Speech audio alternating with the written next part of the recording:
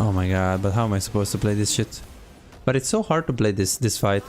So I'm approaching from behind. It is tight spot against Wei, which is not recommended. I'll try to ulti this Nami. And then I approach. Okay.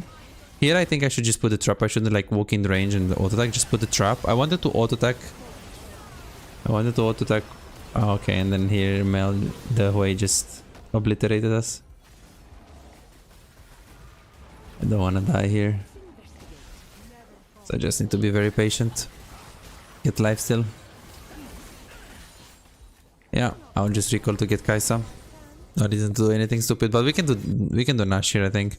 What's going on, guys? Besides here, in today's video we will learn how to play AD carry properly with perfect macro. I will show you how to obliterate the laning phase and how to play mid game properly. This right here is Diamond 1 Master MMR, so you can expect Diamond 2 players, Master 100, Master 200. This is on one of my Smurfs, AD carry. Let's take a look. We will focus specifically on wave management and macro decisions, and in the beginning we're gonna basically talk a lot about how to win the laning phase and what exactly you should do in terms of how to be consistent in the laning phase. So let's take a look at this. So we're playing Caitlyn Karma against Kai'Sa Nami. Caitlyn Karma is a pretty good lane and we look to get a push. Right now we go for a bit of poke. I did start sweeper. This is something for like high elo. I see a lot of challenger players do. They start sweeper when they are 100% sure that they can get prio. I need to get prio and I need to poke them.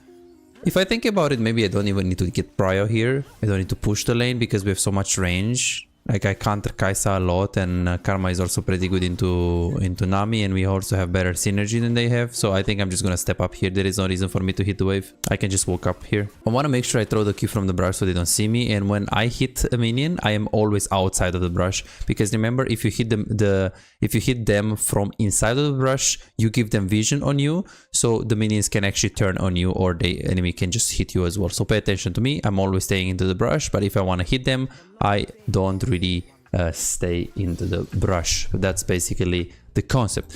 So I just want to go for a bit of BM here. So the jungle shouldn't really be here yet. I think I'm gonna Q. She can't dodge from there. I think if I was a bit better, I just Q immediately after the mantra Q, so I can also make sure I utilize her slow. There's no reason for me to push here or hit the minions. I can just punish, but the wave is in a pretty bad position, so I want to keep it in the middle. Pushing like this into the tower is not bad because we have a really good poking into the tower lane. We have like double range. If you play with an all-in like Alistar or Leona, pushing too hard like this is definitely very bad, but in this lane I don't mind it. Okay, this Kai'Sa is very good. She's using W on the minions. She can't really win this lane. Realistically speaking, all what she has to do is to conserve HP and don't miss farm. And what I have to do, I have to bully. She can't win the laning phase because, I mean, in no universe Nami will hit a bubble and they can all in. So they have to play for sustain. I don't need to push here. It's 3 minutes and 10 seconds, or maybe I get ganked, but I'm not too scared here because I have Jarvan close around. I'm just gonna keep the wave here. I have Jarvan like really close to me, right? Are you an AD carry main who feels like no matter how well you play, win the lane, make good decisions, play mechanically well most of the times, but you still have no real impact? You crush it one day, win 5 games in a row and feel unstoppable, but the next day you lose every single game and start doubting yourself. Am I even a good AD carry? What can I do if enemy top lane and mid lane are so fed? Imagine a world where you never let the lead slip away. You know exactly how to push your advantage, exactly when to rotate at the right time, and how to control objectives so you can snowball the game. A world where as AD carry you don't feel forced to make risky plays and you don't drop your lead. But you don't have to imagine it, you can make it a reality. This is Martin. He was grinding games, watching guides and trying his best, but none of it seemed to work. The problem? He was focusing on the wrong things. You don't improve just by playing more games, you improve by fixing the small mistakes that cost you wins. And that's a problem that most AD carry face. From Platinum 3 to Diamond in 2 months. Billy found himself making the same mistakes over and over again, engaging at the wrong time or mispositioning in teamfights, dying for no reason, and he even knew some of the mistakes but he didn't know how to fix it. He would find himself guessing what to do next, unsure whether to push, rotate or fight while feeling completely lost in the mid game. Now he knows exactly what to do at every stage of the game and his results speak for themselves. Silver to Emerald in a month. Shaquille went from Diamond 4 to Challenger. Alex went from Gold to Grandmaster. And they are not alone. They are part of a growing community over 3,254 players who have taken coaching and transformed their gameplay. But here is the truth. This was not overnight. And it was not effortless. Shaquille spent 2 years grinding to reach Challenger. Not by playing more, but by playing smarter. Alex dedicated 26 months refining his skills and climbing to Grandmaster once he started focusing on what actually matters. So no, this is not a one session and you'll climb instantly, promise. If you're looking for that, if you're looking for a shortcut, this isn't it. But if you're willing to put in the time, willing to put in the effort, apply the right mindset and focus on the details that actually matter, this is the proof that coaching actually works. You're closer to being a great AD carry than you think. Most players just need to uncover what's actually holding them back. That's it. You could keep grinding, watching random guides and hoping for progress, but how much time will you waste before realizing something is missing? You could finally find the real mistakes that have been keeping you stuck and start making real progress. You have already put in the effort. Now let's make sure it pays off. Book your coaching session now at bizarre.com. Yeah, we'll walk here. This is good. Jarvan is on the river. I will slow push. I want her to miss the cannon. Okay, Jin Zhao is on the river, so I'm gonna start pushing right now. I don't want them to get this cannon. I want to punish. But since I saw the Jin Zhao getting some contact with the Jarvan, I was considering to push. I think I should have tanked the W of Kai'Sa so she doesn't get a cannon. They are very scared of a dive. Remember, these are good players. It's master rank, so I need to play it clean. I can make mistakes, but I just need to make sure those mistakes don't like repeat a lot, because these people can punish for sure. I'm gonna perma push here because they are like out of HP slowly but surely. Karma has a lot of mana, so I think pushing and shoving them into the tower is good. The Jin Zhao was bot side at 330, which means he started top, which means at 420, around 420, his cracks up is up. So doing a bit of jungle tracking is important. But even if I didn't know this information, there is so much vision that I have, and they just have Nami bubble. So I would still play aggressive even without me being good at jungle tracking, you know. They're also very low, so I'm just gonna perma shove here. I want to make sure they don't recall, and if they don't recall, I'll just bully them. I'll try to stop the recall every time I can. Theoretically, you can also do slow push 2 waves here into crush, but practically I just want to play it fast because they are like a low mana on Kai'Sa, so I can just hit the tower. Okay, get the trap there. Yes, I just hope she doesn't recall here. Maybe I should walk up. I'll tank the minions and maybe I can Q to stop the recoil. Yeah, perfect. I'm always thinking, what can Kai'Sa do? What can Kai'Sa do? Jin Zhao shows up mid lane. So what am I gonna do here? I'm gonna put the trap. Okay, I could move to the Jarvan because he's fighting, he's getting some contact, and the guy is like inside of our jungle. But only if it's reliable. Yeah, this looks reliable to me. It's pretty close to me. We have full push and the guy goes in. He's also low. I'll try to steal the kill if boss. Pretty good. Okay, they try to push and reset so they can get some breathing room. So I'm thinking here I need to stop the recall. Even if I lose some minions, it's fine. But I just want to make sure, okay, those 2 minions, can I drop that? I think I can drop that caster just to stop recall here. It's really good. I have 50 farm in 5 minutes and she has 36. She didn't farm very bad. I mean, this lane is a very difficult lane. I will be honest with myself here. It's a pretty difficult lane. But in high elo, you shouldn't pick Kai'Sa when you have Nami. They have Ambessa and Hoi mid. Kai'Sa is complete dog shit pick here. And in high elo, draft matters. I'll recall outside of the brush here. Typically I like to go into the brush. I also pay attention to the plate. I check the plate HP before I recall, because sometimes if the plate is like really low, you can stay for it. But now Kai'Sa should show up on bot lane in around 4 seconds. 4, 3, 2, 1. Yeah, and there she is. So I always know where is enemy AD carry, and I always, in order for you to know whether you should take the plate or not, you should look at the HP of the plate. You should know where Kai'Sa and Nami is. You should know, if the chances of you dying of the gank is also possible. So you have to think about as many variables as possible when you're considering taking the plates. Also, your items matter a lot if you can take it fast. But yeah. You can take plates. A lot of people will tell you that you should not take plates and not hit the tower. But in fact, you should. You just have to know when. And there are many situations where if you know you can die for it, or you get stopped of recall, or enemies are really close to... Okay, I can just punish it. If enemies are really close to the tower and you can't get the plates, then you can. So here, my wave is really good. I pay attention to what I do. I see Karma right there. I ping so I know Karma knows that we're getting ganked. But I can play aggressive here because there is no universe where I can get ganked here. There is Nami Bubble, which I need to be scared like this. But now since Nami Bubble is out, then I can just do whatever I want, you know? You see like this. Yeah. I could flash, but we're weak side. So if we just pause for a second, we see Jarvan on top side. We know jungle is on the bot side. So we can play semi-aggressive. Like we can walk up and stop recall. But I don't want to play too aggressive. What does too aggressive mean? Like I just woke up, we have a lot of vision. I just stopped the recall and back. Like now we could get ganked, but we have so much vision. And this is just Nami, so I can just walk up and stop again. Yeah, nice. Like stopping the recall on a champ like Caitlyn is important. Knowing the tempo, knowing when to recall, knowing when to take plates. These fundamentals are very important for low elo.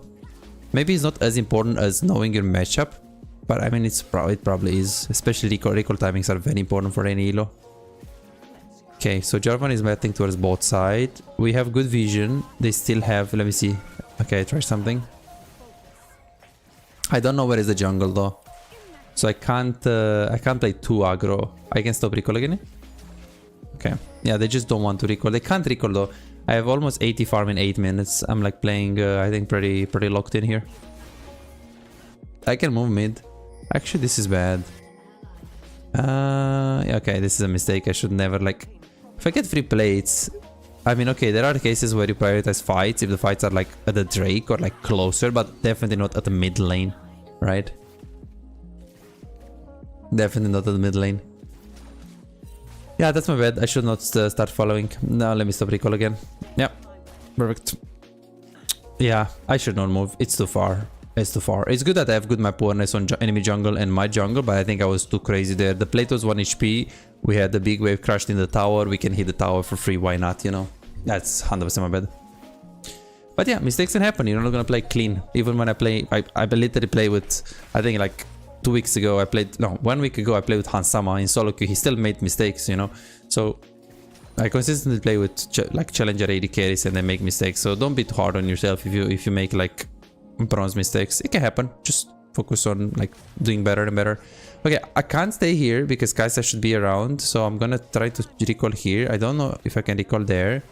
Okay, it's really important what I did here. So Kai'Sa is here and I knew she's gonna recall, right? I tried to stop her recall, I did it the first time, but then here I knew she recalled. So now she's coming, so I should take this plate, and in this specific case I also take the wave because I have my BF sword. She's around here, so typically you should not take this wave if you're not 100% sure that you can take it.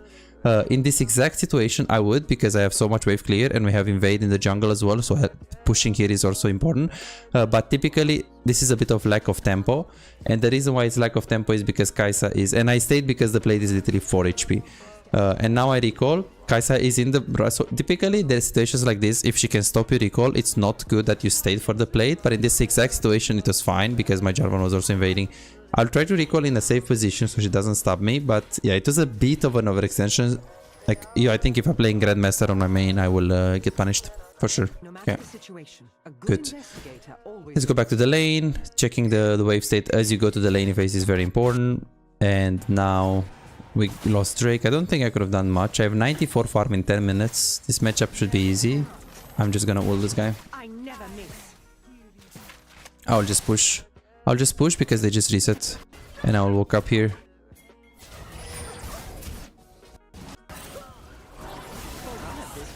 Yeah, I can just walk up here. Maybe I can get a kill.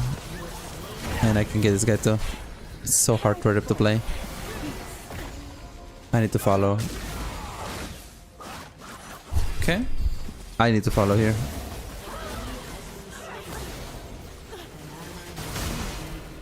Yeah, okay, that's a bit too much, I think.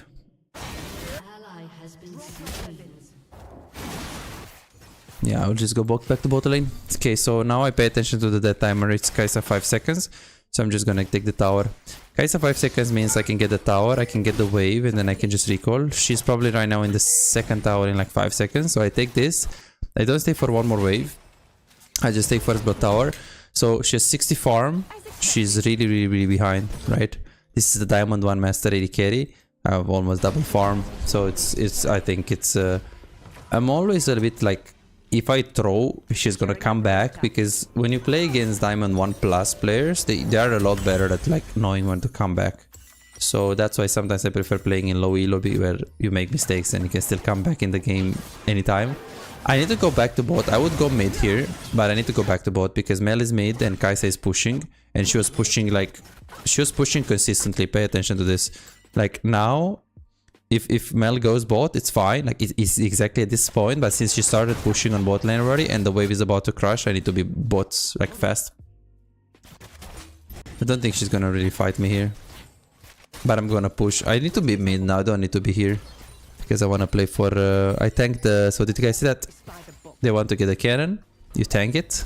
Like a human will always tank it. You put the emote, so you make sure he knows you're a big smurf.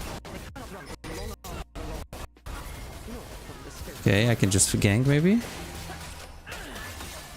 Or maybe fade that Q, but my bad. Okay, Kai'Sa should probably be bot and try to take the bot tower and take the plays, but I should be mid to get perma push. Mel should be bot lane as well. So I need to... So in this case, I will play to push the lane. I will play to get prio. There are situations where all we have to do is playing to receive the wave mid. Like wait them to push into you.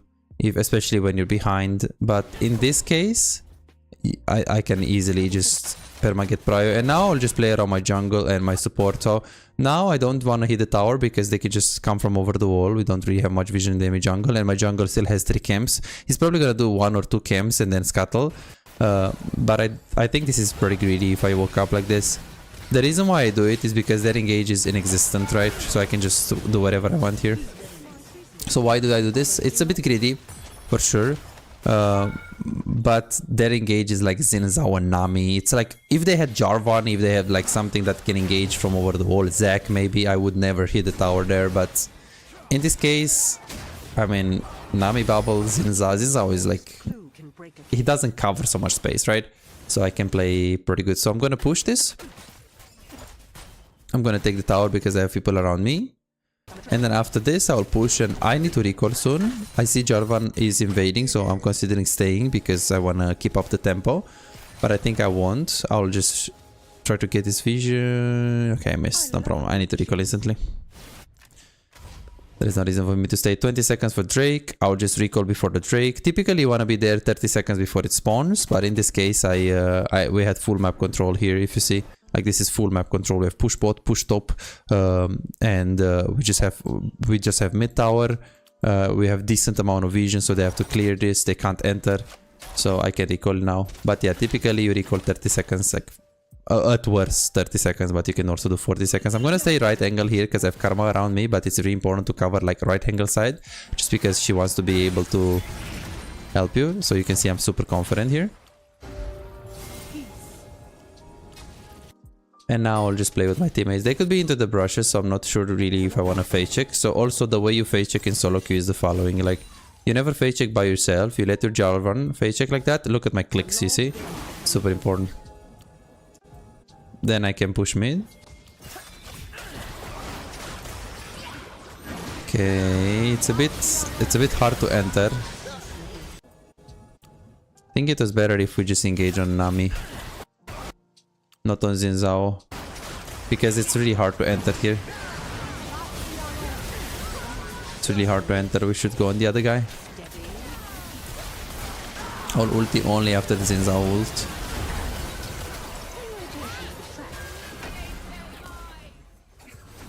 Okay, let's see.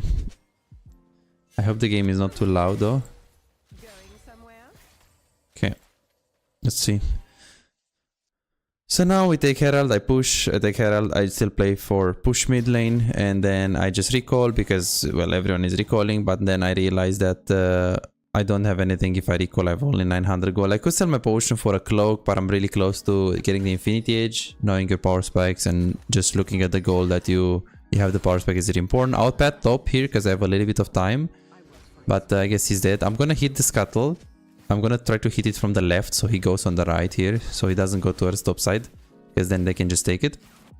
So I can take this, I can push mid, and maybe I recall after. I don't need Infinity to play, but I mean, having the power spike is really important, so I think I should recall here immediately. Yeah, it's really important to get your power spikes on AD carry. Sometimes when I have my Infinity 8, like power spikes that are big like that, I even ignore my teammates to, like, even when they fight, which is not typically something that I would recommend in general. Okay, yeah, I tried to blue trinket there. They couldn't tank it for some reason. I tried to blue trinket immediately. He flashed, so maybe I should follow up flash. I just realized that I have like 11 farm per minute, which is quite decent.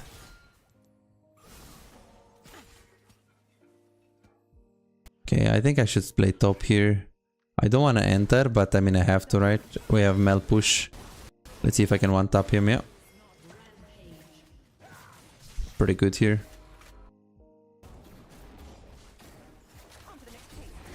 Yeah, just push. Take the tower, and then I think I recall. This is a bit greedy if we stay. I mean, I'm gonna act like this. We don't have Jarvan behind, and yeah, back guys. I think we're just back. Maybe I should ping more actually. But the thing is, on AD carry, I don't recommend, like when I coach people, and you guys know, like you guys know that I do coaching and stuff for AD carries, and there are people that literally climb from gold to diamond with my coaching. So what I do is I don't actually tell them to ping, because most of the cases you don't know that the play is bad, or you think you know but you don't know. Like you don't have a really good game sense to actually tell your teammates what to do. So I teach the AD carries rather to adapt with the teammates, because realistically speaking, in the later stages on AD carry, you're not the one that initiates the fight. You're the one that either, like, you're the one that follows the fight or hovers the fight or ignores the fight. So it's more important to know when to do that rather than pinging. Of course, pinging and having a good game sense and knowing when to follow and when a play is good is important. But I mean, this is, if you're below master tier, objectively speaking, you probably don't know much about the right play. Oh boy. Okay, that's my bad. So what should I do here? So I woke up. I thought the Jarvan is actually just gonna ult him, but maybe I should just flash the Ambessa ulti right here if I think about it. Yeah, just ulti instantly. Yeah, maybe I should just flash the Ambessa ult. So here I try to... Also, I don't know why I'm running away from... I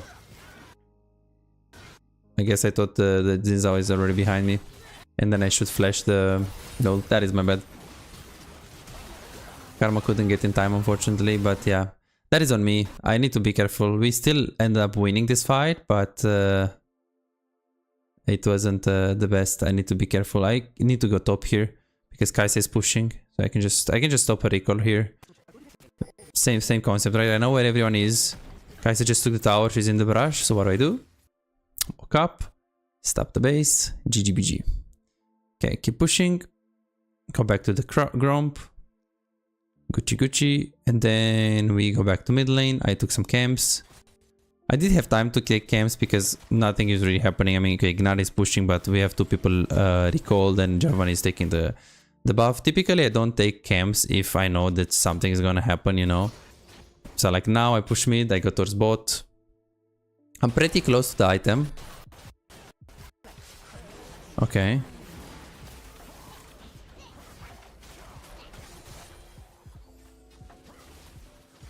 I'm pretty close to the item here.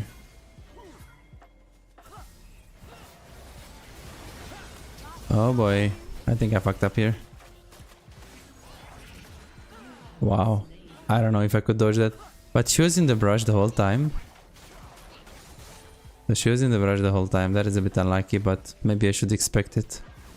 It's my bad. So she was in the brush the whole time. I shouldn't really be there. Thing is, if it's just Xin Zhao, it's really easy to outplay him because I have E and trap at the same time. And here I don't know how I could dodge. Yeah, he got me. Yeah, I'm a bit trolling. I mean, I should expect that. It's a bit hard to like know that she's in the brush, but I will go bot here. I will deep push this, and then I'll play with Jarvan. Okay, let's see how I play this fight. Speed up too fast. So I knew she's in the brush. I try to be fog of war. She doesn't know I'm here now. Okay, now she knows I'm here. But I don't think she can like... do much. I wanted to dodge, but I actually walked into it. Wow. I should just dodge normally, because I dodged left and then right to bait her. I thought she's gonna predict me, but I guess the guy doesn't have brain to predict. He's a top main. The top mains, they know really well the matchups, how to play, but not predictions. Okay, let's see. Let's see what we can take. 2 people mid lane, 1 guy top. We can easily take this. I think we can take inhibitor. Don't wanna fight really. It's a bit deep here. It's kinda bad play here actually. Maybe I shouldn't follow. Yeah, I should just leave here. That's my bad. Like, this call was bad because we took a lot bot. Like, we took a lot and we fought here, didn't we? Like, we fought Ambessa here and then we pushed the tower. We pushed this, like, everyone has like 1k gold, right? So there is no reason for us to engage here. There's 2 people dead, so we can kill the Nami very easy, but it's just we're using Jarvan ulti for killing Nami is really useless, right? This is very bad. And then I get hit by this, and now I think I should just run. I should just run. This goal is bad. Because we're never gonna kill Xin, he's too strong, and Jarvan has EQ, so I think he's safe. Yeah. And now I'm just dead. Yeah, this is my bad. I should not follow, and I should also maybe ping my Jarvan. I should hover a little bit, but when I see Jarvan is dead, I should already just abort the mission, you know?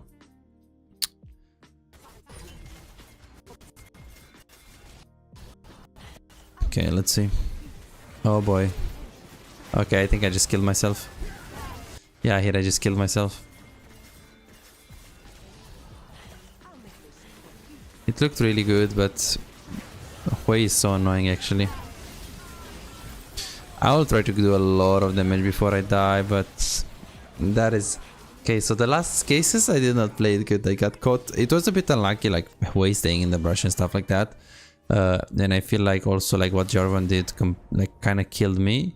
But it's like I can't say what Jarvan did killed me, because if I had a better game sense, I will actually see the situation as being bad and I would hover, but I would hover from more behind, or I would be less committed, or I would like simply just, you know, start walking back right away.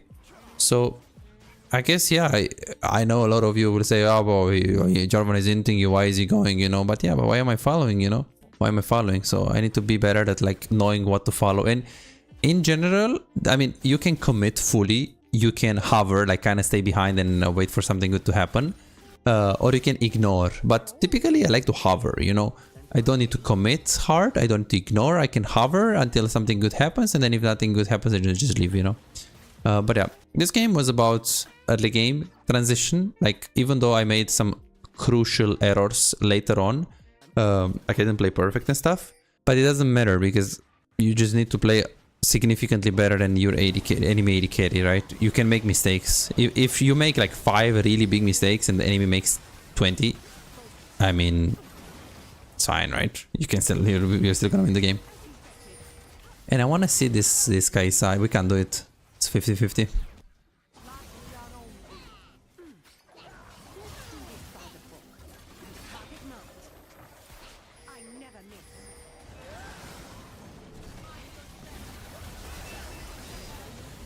Oh, I got bubbled, fuck. Oh my god, but how am I supposed to play this shit? But it's so hard to play this fight. So I'm approaching from behind. It is tight spot against Hui, which is not recommended. I'll try to ulti this Nami. And then I approach. Okay. Here I think I should just put the trap. I shouldn't like walk in range and auto attack. Just put the trap. I wanted to auto attack. Oh, okay, and then here the Hui just obliterated us. I don't want to die here. So I just need to be very patient. Get life still. Yeah, I'll just recall to get Kai'Sa. I didn't do anything stupid, but we can do Nash here, I think. The Kai'Sa is gonna keep pushing on mid lane. We're just doing Nash and it's GG. Then I just recall. I think this game is over. So guys, let me know if you like this kind of content. Let me know if you like the educational commentary, me playing the game.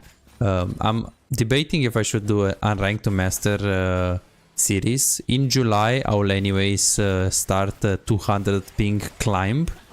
I'll try to get a master tier with AD carry with 200 ping. I already got diamond 4 on AD carry with 200 ping. And I think the highest I got was 60% win rate. Which for a coach that, you know, is hovering around Grandmaster, playing against Challenger, you know, trying to push for Challenger, Diamond 4 with 60% win rate doesn't sound very good, I would say, but I mean 200 ping is a big, really big handicap, right? Okay, I could run her down, but honestly this is just looking better. So yeah, guys, let me know what you think about this video. Be sure to check out my coaching session if you want to improve, if you want to climb, if you want to improve on AD carry, you wanna get better. You gotta try my coaching session. It's so good. It will help you so much to know your mistakes, and it will help you so much to have a plan on how to play the game, to have a plan on how to fix your mistakes. Because a lot of people, some people they know their mistakes, but they don't do anything about it. They always tell me, yeah bro, I know my mistakes, but I still make them. What do I do? Well, yeah, that's the thing. You need a plan, and I'm here to give you this plan. I'm the bridge between your climb and your success. So if you want to get better, if you want to improve, go to VODs.com, guys. Book your coaching session. Thanks so much for watching. See you next time. Bye bye. $5. If you have problems improving and getting better in the game faster but cannot afford booking coaching, on my Patreon you can access more than 627 VOD reviews, premium videos about how to wave management, mid-game macro, and tier lists that will show you the best champions to climb and to improve for your elo. And these are not on YouTube, this is only on Patreon, they're exclusive. Moreover, you can participate in the free coaching waiting list to get a premium VOD review. I'm giving away 2 free VOD reviews every single week. All what you need to do is simple 2-step process. Subscribe to my Patreon and share your OPGG, and voila, you are on the waiting list. You're gonna get a personalized VOD review for any game in your match history. For just $5, you get not only the free VOD review, but a whole bunch of exclusive benefits that will supercharge your gaming experience. It's a small investment for a big return.